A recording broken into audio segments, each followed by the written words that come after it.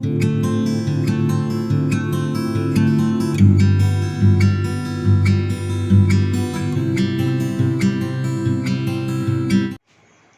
Everyone. आज जो topic इस वीडियो में मैं कवर करने वाला हूँ उसका नाम है एडमिशन ऑफ अ पार्टनर। ये बेसिकली पार्टनरशिप फॉर्म का ही एक चैप्टर है। इसमें आप समझेंगे कि एडमिट क्यों किया जाता है किसी पार्टनर को, या फिर किसी बाहरी व्यक्ति को एज अ पार्टनर फॉर्म में उसको एंट्री क्यों दी जाती है, क्या रीज़न होते हैं, और जब वह एंट्री लेता है फॉर्म में तो उसके प्रोसेस क्या होते हैं, किस प्रकार के एडजस्टमेंट करने की ज़रूरत पड़ती है।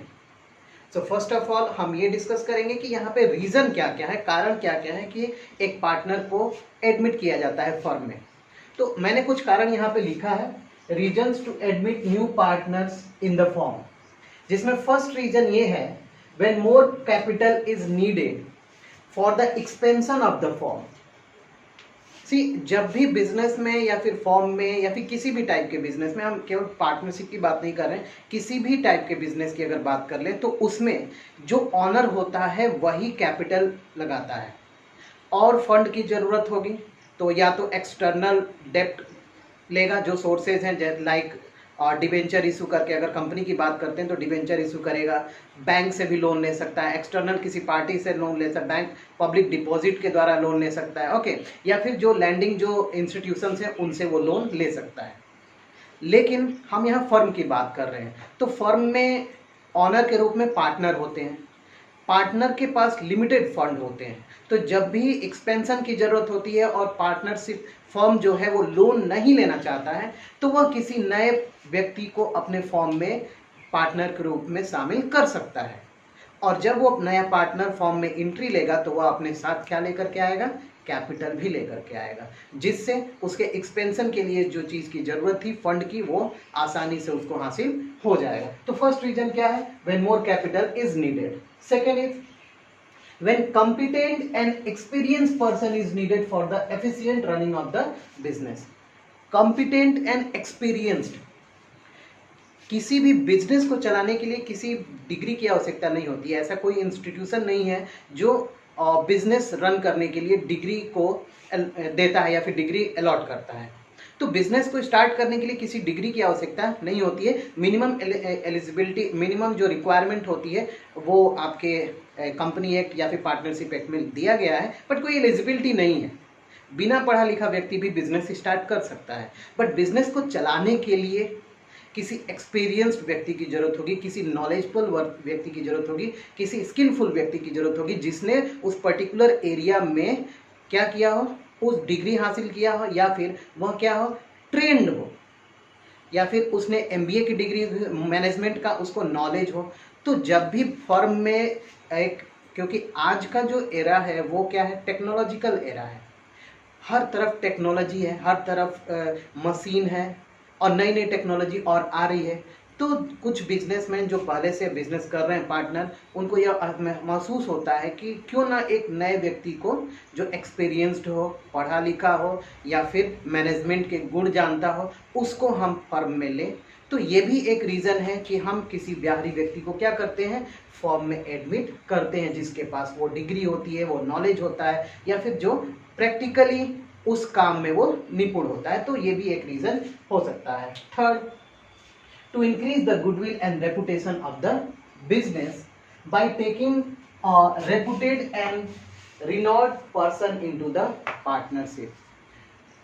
sometimes पार्टनरशिप में या फिर फॉर्म में जब फॉर्म की गुडविल बढ़ानी होती है या फिर, तो हम क्या करते हैं, अच्छी सर्विसेज प्रोवाइड कराते हैं, अच्छे गुड्स प्रोवाइड कराते हैं, सेल आफ्टर सर्विस प्रोवाइड कराते हैं, तब जाके एक मार्केट में एक रेपुटेशन अर्न होती है।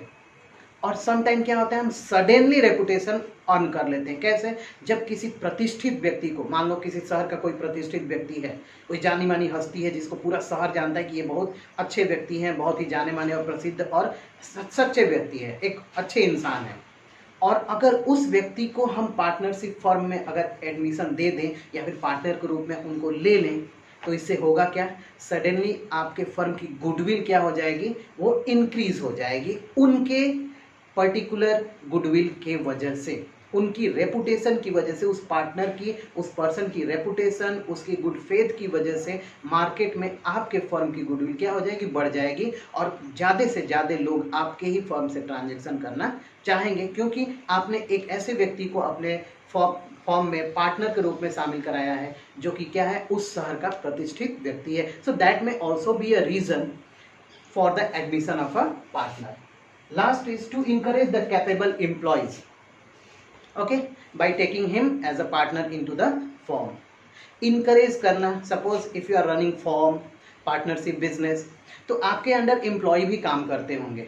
अगर आप अपने एम्प्लॉय को मोटिवेट करना चाहते हैं तो क्या करेंगे, उसको बोनस दे सकते हैं, उसकी सैलरी इंक्रीमेंट कर सकते हैं. एक और उसमें बेसिक रीज़न ये है कि आप उसको पार्टनर के रूप में अपने फर्म में शामिल कर सकते हैं.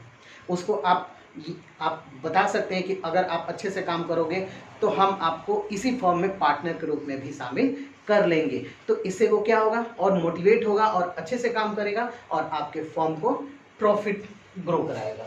सो that are the four basic reason of admission of a new partner. तो ये बेसिक रीजन है. अब आते हैं पार्टनरशिप एक्ट, इसके बारे में क्या कहता है. तो पार्टनरशिप एक्ट 1932 के सेक्शन 31(1) में ये लिखा गया है, if you are going to hire any outsider as a new partner, it is mandatory to take a consent of all the partners. What is written here? A new partner can be admitted only with the consent of all the existing partner.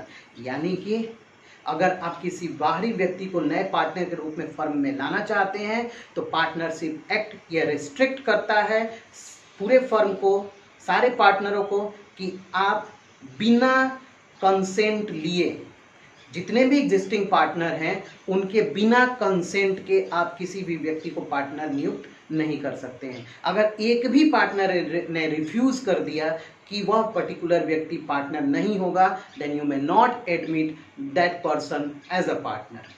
ये आपके 31(1) में दिया गया है. ये आपके लिए entrance exam का ऑब्जेक्टिव क्वेश्चन भी हो सकता है, तो इसको आपको भूलना नहीं है. आप इसको अंडरलाइन कर सकते हैं, अपनी बुक में भी अंडरलाइन कर सकते हैं. किसी भी यूनिवर्सिटीज में ये पूछा जा सकता है as a objective question. Now come to the adjustments.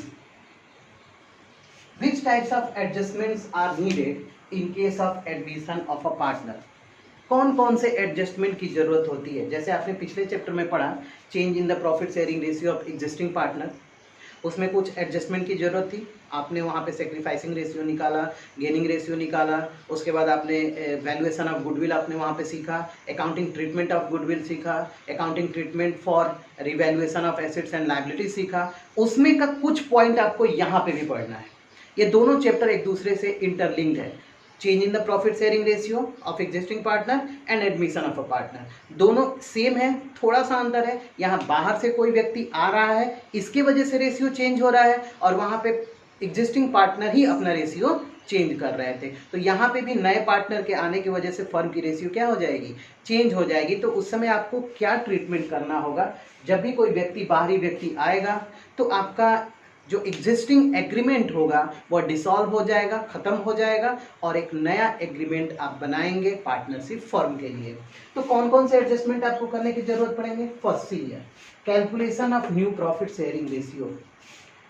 जब भी फर्म में कोई नया व्यक्ति एंट्री लेगा तो उसको आप कोई हिस्सा देंगे, कोई शेयर देंगे, कोई प्रॉफिट में उसकी भी कुछ हिस्सेदारी उसको देंगे. और ये हिस्सेदारी कहाँ से देंगे, जो एग्जिस्टिंग पार्टनर है उन्हीं में से लेकर के देंगे. या तो दोनों सेक्रीफाइस करेंगे या तो कोई एक पार्टनर सेक्रीफाइस करेगा. फॉर एग्जाम्पल, अगर ए और बी दो पार्टनर हैं, एक की भी हिस्सेदारी एक है और बी की भी हिस्सेदारी एक है, यानी कि इक्वली अगर वो प्रॉफिट को बांट रहे हैं, तो किसी नए पार्टनर के आने की वजह से अब उनकी हिस्सेदारी इक्वली नहीं रह जाएगी.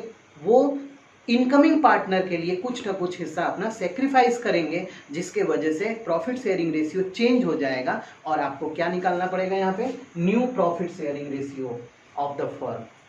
सेकेंड एडजस्टमेंट पे आते हैं, अकाउंटिंग ट्रीटमेंट ऑफ गुडविल. इस टॉपिक को आप प्रीवियस चैप्टर में पढ़ चुके हैं with the valuation of goodwill. तो यहाँ पे आपको वैल्यूएशन ऑफ गुडविल फिर से करने की जरूरत नहीं है. हाँ, टेक्निक आपको याद रखना पड़ेगा, वो टेक्निक फिर से सीखने की जरूरत नहीं है, क्योंकि वो पिछले चैप्टर में आप वैल्यूएशन ऑफ गुडविल पढ़ चुके हैं। अब वो उसके द्वारा, उसके सपोर्ट से आप क्या करेंगे, यहाँ पे फिर से अकाउंटिंग ट्रीटमेंट ऑफ गुडविल करेंगे।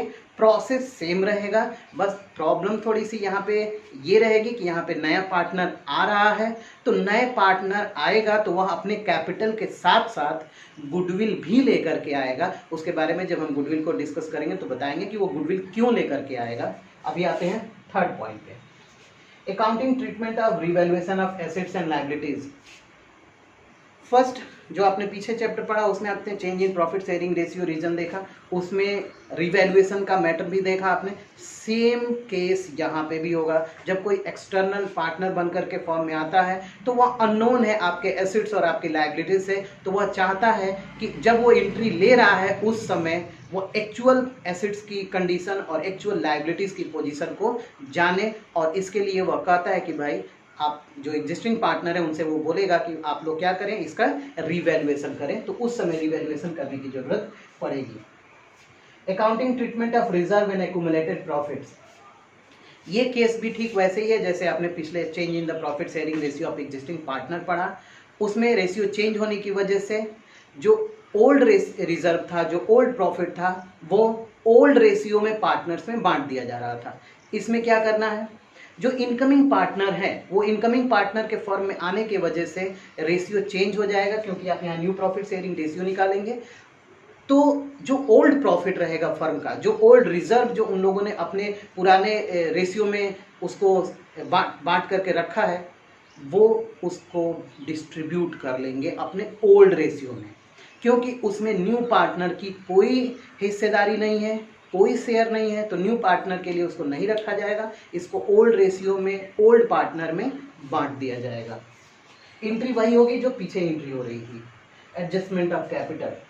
ये यहाँ पे समटाइम्स जब पार्टनर्स आता है फर्म में तो उसका कैपिटल नहीं दिया रहता है कि वो कितना कैपिटल लेकर के आए, चाहे कितना गुडविल लेकर के आए, तो उस समय आपको कैपिटल एडजस्टमेंट यहाँ पे करने की जरूरत पड़ती है। तो ये आपका 5th पॉइंट है। ये 5 जो आपके स्टेप्स हैं, जो एडजस्टमेंट हैं, वो बहुत इंपॉर्टेंट है। किस केस में, admission of a new partner.